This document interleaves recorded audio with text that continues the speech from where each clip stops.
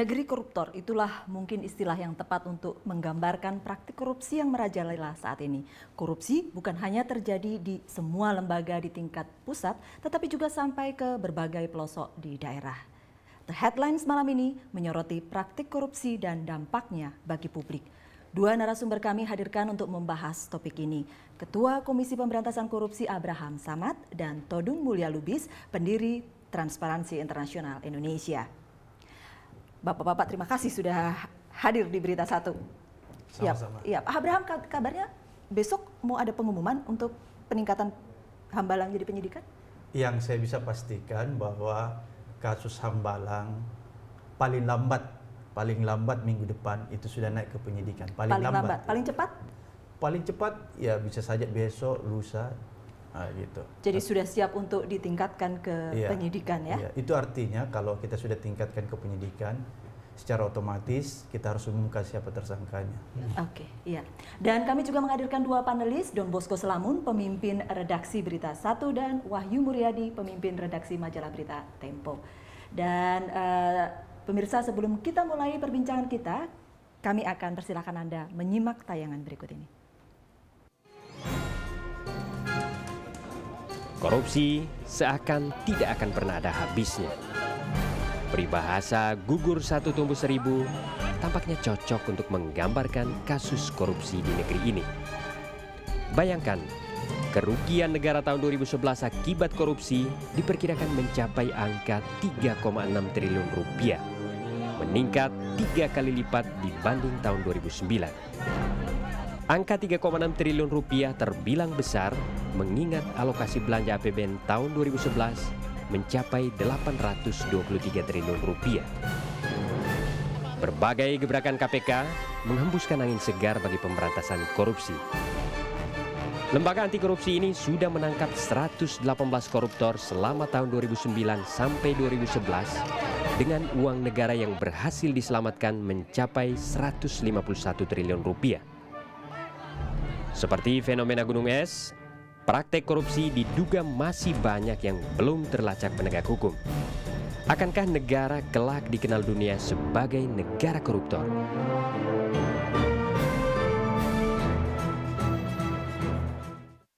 Kita tentu tidak mau bahwa negara kita dikenal sebagai pencetak koruptor. Kita mulai dengan Pak Abraham Samad. Tadi dikatakan bahwa besok atau lusa atau paling lambat minggu depan, semuanya sudah siap. Iya. Tersangkanya cukup besar. Apa sih kesulitannya sudah sampai 16 bulan Hambalang itu? Sebenarnya bahwa kesulitan yang dialami teman-teman di KPK itu hanya pada hal-hal yang sifatnya teknis. Kita kekurangan sumber daya manusia penyidik. Sumber daya manusia penyidik kita kurang lebih 200, tidak sampai 200. Sedangkan perkara yang ditangani itu ratusan. Jadi satu satgas itu bisa menangani sampai lebih dari puluhan perkara. Jadi hambatannya di situ. Bukan karena menyangkut orang-orang besar. Oh, sama sekali enggak. Pak Todung, 16 bulan untuk kasus Hambalang. Cukup lama sebenarnya, sudah ada 71 lebih orang yang diperiksa, luar biasa. Kalau dari pandangan Pak Todung, seberapa rumit sih kasus ini? Ya, kalau melihat jumlah yang diperiksa sudah lebih dari 70, ya sebetulnya sangat luar biasa jumlah itu. Ya, tidak kecil ya. Saya nggak tahu apakah ada kasus lain di KPK yang jumlah yang diperiksa itu mencapai angka 70. Ya. Tapi itu tidak otomatis bahwa kasus itu complicated. Ya. Bisa jadi karena memang ya yang dibutuhkan keterangannya itu memang banyak sekali. Ya. Kalau struktur korupsi yang terjadi di sana mungkin tidak secomplicated jumlah orang yang diperiksa di sana. Ya. Mungkin, ya. Sebab bisa jadi sangat simpel. Cuman memang KPK perlu sangat hati-hati untuk menetapkan tersangka supaya tidak salah. Karena KPK tidak bisa mengeluarkan SP3 dan KPK juga perlu sangat yakin bahwa dua alat bukti yang diperlukan itu betul-betul dua alat bukti yang cukup kuat ya untuk menjerat si tersangka ini nanti. Tapi tampaknya kita boleh berharap banyak ketika kasus ini sudah dinyatakan akan naik ke tingkat penyidikan. Paling tidak minggu depan. Mudah-mudahan. Iya, Pak Don, ada sesuatu yang... Iya, selamat dulu untuk Pak Abraham dan kawan-kawan di KPK. Sebagai wartawan, sebagai pemimpin redaksi, saya tahu bahwa atau kita selama ini selalu menunggu Dan ini salah satu peliputan yang termasuk melelahkan sebetulnya dari sebagai orang media, karena kemudian tidak tahu ujungnya gitu seperti apa gitu. Lalu kemudian beberapa waktu lalu kita berpikir atau kita dengar dari komisioner di KPK bahwa perkara ini akan seperti anak tangga. Iya. Itu luar biasa. Dan itu orang masih tunggu. Dan itu kita berharap setelah dinyatakan seperti itu oleh Pak Abraham, kita merasa bahwa ini adalah kemajuan yang sangat berarti, dan tentu kita akan menunggu seperti apa anak tangga itu kira-kira. Ya. Ya, Tun. Mas Wahyu. Iya, luar biasa.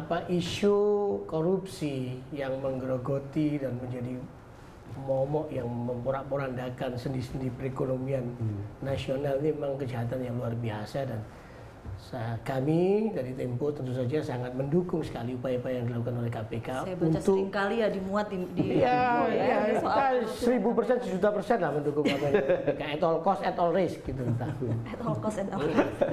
Jadi ya, cuman kita tahu bahwa persoalannya begitu banyak, makin lama makin banyak dan makin melilit-lilit. Sementara ada problem di mana keterbatasan soal tenaga penyidik itu yang kita harus maklumi, sehingga harus bersabar.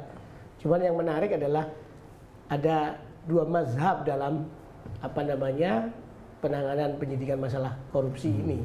Kalau dulu di periode sebelum Pak Abraham Samad itu yang terkenal sehingga kesannya agak lamban dalam menetapkan seseorang menjadi tersangka, katakanlah, adalah karena kalau unsur pidana harus memenuhi aspek-aspek bukti materialnya itu yang rasanya susah. Tapi saya dengar di periode Pak Abraham Samad, setidaknya dalam yang pernah beliau katakan ketika berkunjung di kantor Tempo dulu adalah bukan semata-mata material, tapi kalau ada indikasinya kuat, alasan formal itu juga bisa dilakukan. Apakah ada perubahan nggak Pak dari polisi yang Anda katakan dulu dengan sekarang ini? Tetap tidak ada. Jadi betul kalau kita melihat sistem hukum pidana kita ya, itu kan kita harus mengacu kepada bukti yang sifatnya material. Bang Tony juga tahu. Tapi tentunya kita tidak boleh kaku ya mempersepsikan atau menginterpretasi apa yang dimaksud dengan material itu ya. Karena yang harus ditangkap juga bahwa ada keadilan yang ada di dalam masyarakat, itu juga menjadi hal yang sangat utama. Ya, kalau masuk ke tingkat pengadilan, apakah itu tidak menyulitkan? Yang mana? Kalau tidak ada bukti material? Enggak, maksud saya kita tidak bisa menafsirkan bukti material itu secara kaku. Yang jelas benar seperti tadi Bang Todung katakan bahwa untuk menetapkan seseorang menjadi tersangka itu minimal ya.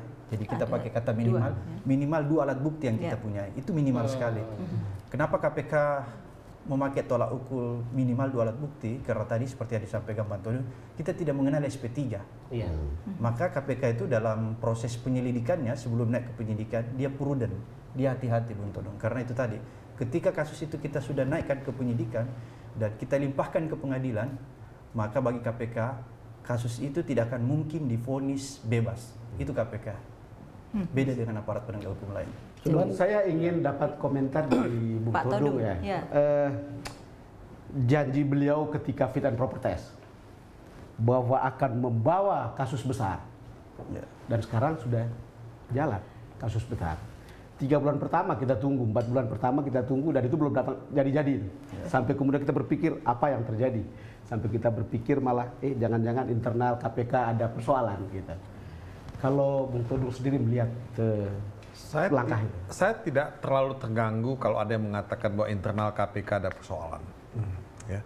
Karena buat saya itu kan bagian dari dinamika dalam sebuah organisasi yang sangat dinamis seperti KPK. Jadi biarkanlah mereka menjadi lebih matang, lebih dewasa, dan lebih cerdas dalam memahami kasus-kasus korupsi ini. Nah, memang pimpinan KPK pada waktu itu berjanji akan membongkar kasus-kasus kakap. Dan saya kira sudah mulai kelihatan ya. Ada kasus cek pelawat sudah mulai menemukan ujungnya, walaupun sekarang kita melihat ini kapan nih pemasok uangnya, ya kan? Di Ciduk, ya kan? Nah, kemudian sekarang kasus Wisma Atlet. Ini kasus Hambala akan ditetapkan tersangka dalam waktu dekat ini. Ya. Jadi sudah mulai kelihatan dan memang publik menunggu. Kesulitannya adalah ekspektasi publik itu begitu tinggi, Bung Don. Ya, begitu tinggi terhadap KPK karena KPK lah satu-satunya lembaga yang masih dianggap relatif paling bersih. Saya tidak melihat bahwa publik percaya dengan lembaga institusi penegak hukum yang lain, ya, karena mereka melihat ini banyak masalah. Ya, mereka percaya pada KPK. Walaupun saya ingin mengatakan pada KPK, jangan menganggap bahwa dalam KPK juga tidak ada masalah. Kan itu juga perlu dicatat, ya kan? Ya. Karena saya banyak juga orang yang mencibir KPK, mungkin karena ketidaktahuan, mungkin karena sinisme, tapi mungkin juga karena merasa ada sesuatu, ya kan? Nah, mudah-mudahan saya salah, dan saya ingin sebetulnya juga melihat bahwa apapun yang terjadi, buat saya KPK adalah lembaga yang relatif paling bisa kita harapkan. Ya, ada satu hal bahwa memang ekspektasi publik begitu besar sehingga mereka berharap KPK lebih cepat, dan itu terjadi karena juga korupsinya demikian banyak. Kasusnya banyak, angkanya juga banyak, Pak. Nah, saya ingin kasih Angkanya contoh. besar. Angkanya juga besar. Belum break. Habis kan? ini saya break, Pak. Begini, kita ini kan butuh teladan. Ya. Ya, kita memberantas korupsi itu seperti total football. Semuanya mesti bekerja untuk memberantas korupsi. Seluruh elemen masyarakat, ya. Saya ingin menggunakan kesempatan itu mengatakan bahwa saya kecewa dengan Presiden SBY yang duduk berdampingan dengan Thaksin pada peluncuran jurnal Strategic Review. Karena menurut saya itu politically incorrect dan itu juga legally incorrect. Oke. Karena Dan Thaksin itu di tidak negaranya memberikan dukungan positif bagi pemberantasan korupsi. Mungkin tidak begitu artinya, Bung Todung. Tetapi menurut saya itu bahwa itu politically incorrect mungkin ya. mungkin tidak jeli untuk duduk di posisi yang benar ketika Thaksin kemudian dikejar-kejar oleh rekan-rekan. I've said what I've said. Tidak sensitif. Pak Abraham. Pak Abraham bilang Enggak, itu ironi. Iya. Ironi dari pencitraan yang harusnya dia jaga untuk betul-betul clear dari begitu, malah didempetkan dengan ikon yang jadi problem. Kita akan kembali sesaat lagi ya. Apa yang salah sehingga korupsi Ini juga SBY lihat nggak nih? Lihat. Ya pemirsa, apa yang Lihat, salah ya. Sehingga korupsi merajalela sampai ke daerah-daerah, dan The Headlines akan kembali untuk Anda sesaat lagi.